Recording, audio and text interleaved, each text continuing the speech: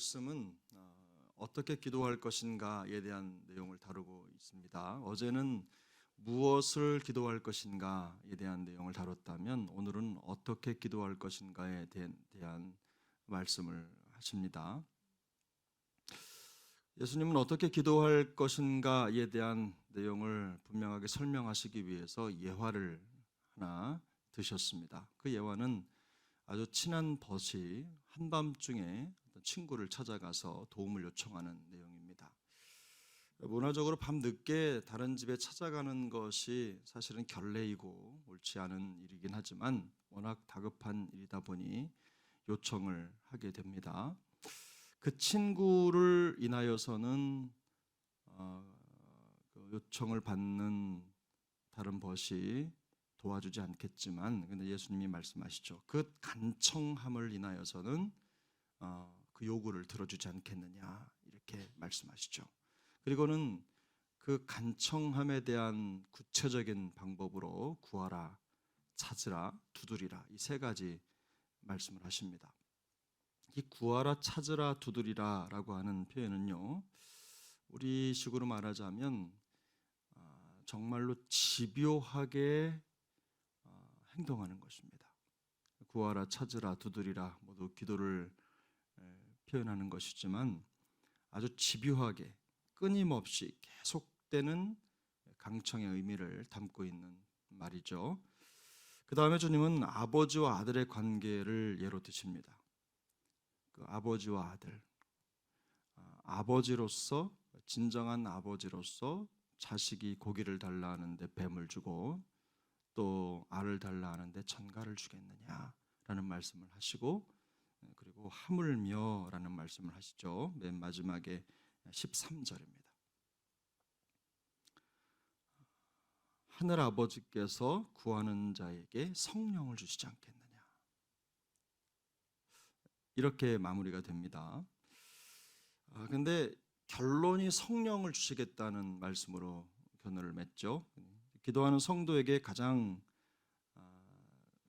핵심적인 답을 줘야 되는데 성령을 주시겠다고 말씀하는 겁니다. 근데 여기서 주님께서 성령을 주시겠다는 표현을 하시는 이유는 성령이 가장 본질적인 답이기 때문에 그렇습니다. 이 성령이라고 하는 것 대신 마태복음은 좋은 것이라는 말로 사용을 했습니다.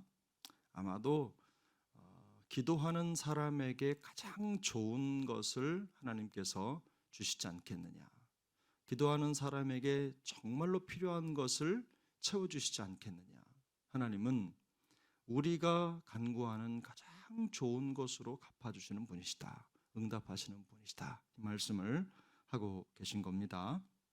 그런데 주님께서 성도의 기도에 성령을 주시겠다는 말의 구체적인 의미가 무엇입니까? 우리가 간구하는 대부분의 내용들은 사실 우리의 삶과 연결이 되어 있죠. 필요들입니다. 우리에게 필요한 것이죠. 건강의 문제나 물질의 문제나 명예의 문제나 혹은 자녀의 문제나 또 우리 미래나 또 현실의 문제입니다. 결국 빵과 떡의 문제지 또 밥의 문제지 사실 영적인 문제가 아닐 수도 있는 거죠. 성령이 아닐 수도 있죠. 그래서 현실적인 사고와 본능에 익숙한 우리에게 하나님께서 간절하게 기도하는데 성령을 주시겠다 이렇게 말씀을 하시면 조금 어떤 면에서는 뭔가 큰 걸 기대한 사람 입장에서는 김이 빠지는 응답일 수도 있습니다. 성령을 주시겠다 주님이 말씀하신 내용은, 근데 어떻게 생각하면 우리는 성령 그러면 무조건 영적으로 생각하니까 영의 일, 또 신앙적인 필요 이런 것들로 연결할 수 있겠죠. 그런데 주님께서 구하는 자에게 성령을 주시겠다는 말씀의 구체적인 의미는 우리에게 가장 좋은 것이 무엇인지를 누가 결정하느냐, 바로 하나님이 결정하신다는 뜻입니다. 우리가 결정해서 우리가 원하는 것을 간구하는 게 아닙니다. 우리가 하나님께 기도하면 하나님께서 우리에게 정말로 더 중요한 것, 정말 필요한 것을 결정하시고 그렇게 응답해 주신다는 말씀이죠. 간구하는 사람은 기본적으로 죄의 영향을 피할 수가 없습니다. 사람은 누구나 다 죄의 영향을 받습니다. 그래서 아무리 깨끗한 마음을 가지고 기도한다고 하더라도 거기에 사심이 들어가죠. 우리가 아무리 주님을 위해서 충성하고 또 하나님을 위해서 모든 마음을 쏟고 헌신한다고 하더라도 그걸 몰라주면, 사람이 몰라주면 섭섭하잖아요. 여러분 섭섭하시죠? 안 섭섭하세요? 사람이 몰라줘도 안 섭섭하세요? 예? 대답 못 하시겠죠? 예. 하나님과 우리와의 밀접한 관계 속에서 살아가고 그저 매일 하나님이면 충분합니다. 하나님이면 충분합니다. 하나님이 나의 모든 것입니다. 이런 고백을 해도 사람이 내 마음을 몰라주면 그것 때문에 섭섭한 게 인간입니다.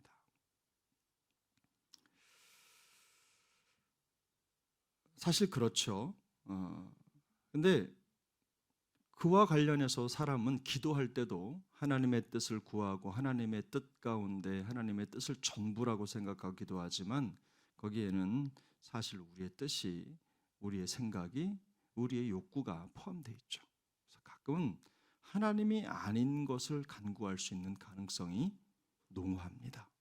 하나님이 아닌 것을, 하나님의 뜻이 아닌 것을 간구할 수 있다는 거예요. 뱀이나 전갈처럼 우리에게는 치명적인 것을 구할 수 있는 가능성이 여전히 우리에게는 있다는 겁니다. 그러나 하나님은 지식이 있어서 아버지나 벗보다는 훨씬 더 탁월한 분이시죠. 비교할 수 없는 분입니다. 하나님은 자식에게 좋은 것을 주고자 하는 좋은 아버지처럼 그보다 훨씬 더 좋은 지혜를 가지고 우리의 필요를 채우시는 분이라는 뜻입니다. 하나님은 좋은 벗이나 좋은 부모와는 비교도 되지 않는 지혜로 구하는 자들의 필요를 살피시고 채우시는 분이시라는 말씀입니다. 우리는 다른 것을 위해 기도할 수 있겠지만 하나님이 기도하는 자에게 주시는 것은 항상 최고의 것이 될 것이라는 뜻입니다. 다소 내가 생각하는 것과 다를 수 있죠. 그러나 하나님이 보시기에 좋은 것을 우리에게 주신다는 뜻입니다. 왜냐하면 성령은 항상 우리를 최고의 길 혹은 최선의 길로 인도하시는 하나님이시기 때문입니다. 우리를 이끄시고 우리의 필요를 채우시며 우리의 진정한 도움이 되시는 분이시죠. 그래서 바울은 이렇게 말합니다. 내가 이르노니, 갈라디아 5장 16절 17절인데 너희는 성령을 따라 행하라. 그리하면 육체의 욕심을 이루지 아니하리라. 육체의 소욕은 성령을 거스르고 성령은 육체를 거스르나니 이 둘이 서로 대적함으로 너희가 원하는 것을 하지 못하게 하려 함이니라. 성경은 우리에게 우리가 바라는 대로가 아니라 성령을 따라 행하라고 말씀을 하십니다. 우리의 마음에 보는 것, 얼른 보기에, 얼른 생각하기에 내가 지금 많은 생각을 했고 또 내가 이게 필요해서 이걸 구하고 하나님이 이걸 주시면 내가 최고의 것을 받는 거고 최고의 목적을 이룰 수 있다라고 충분히 생각할 수 있지만 그렇지 않다는 겁니다. 그렇지 않을 수 있다는 거예요. 성경은 반대로 우리의 생각과 소욕이 아니라 성령을 따라 행하라고 말씀하는 것입니다. 우리의 소욕을 따라 행하면 결국은 우리가 정말 원하는 것을 얻지 못한다. 반대로 우리 입맛에는 안 맞는 것처럼 느껴져도 우리의 소욕이 아니라 성령을 따라 행하면 우리가 원하는 것을 할 수 있다고 말씀하고 있는 것입니다. 여러분 이거 믿으십니까? 왜 그렇습니까? 성령께서는 우리를 우리보다 더 잘 아시는 분이시죠. 그래서 우리를 항상 최선의 길로 인도하시는 분이 성령이시기 때문입니다. 우리도 이제 매 순간 성령을 따라 매일매일 살아가는 그런 성도의 여정을 멈추지 않기를 축복합니다. 때로 일상에 어려움이 있을 수 있습니다. 예기치 않는 고통을 당할 수 있습니다. 아무리 해석을 해도 답이 찾아지지 않는 현실의 어려움들이 있을 수 있어요. 충성하고 헌신하고 그래도 질병이 올 수 있고 또 이런저런 어려움이 우리를 엄습할 수 있습니다. 그런데 이런 모든 상황 속에서 성도의 도리는 성령의 인도를 찾는 것입니다. 눈을 크게 뜨고 믿음의 눈을 열어서 우리를 가장 좋은 곳으로 인도하시는 그 하나님께 마음을 두는 것이 성도로서 승리하는 길입니다. 왜 그렇습니까? 하나님은 절대로 실수하지 않으시기 때문입니다.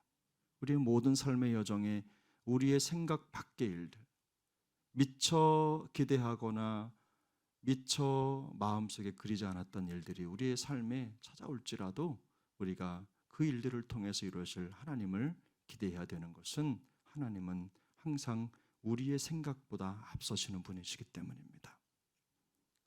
우리가 겪는 모든 일들을 통해서 하나님은 가장 좋은 곳으로 우리에게 갚아주실 것입니다. 가장 최고의 길을 또 열어가시고 우리를 가장 좋은 모습으로 빚어가시는 과정이라는 것을 기억하시고 오늘도 성령님과 동행하시고 하나님께 영광이 되는 우리 모두의 삶이 될 수 있기를 예수님의 이름으로 축복합니다. 기도합시다.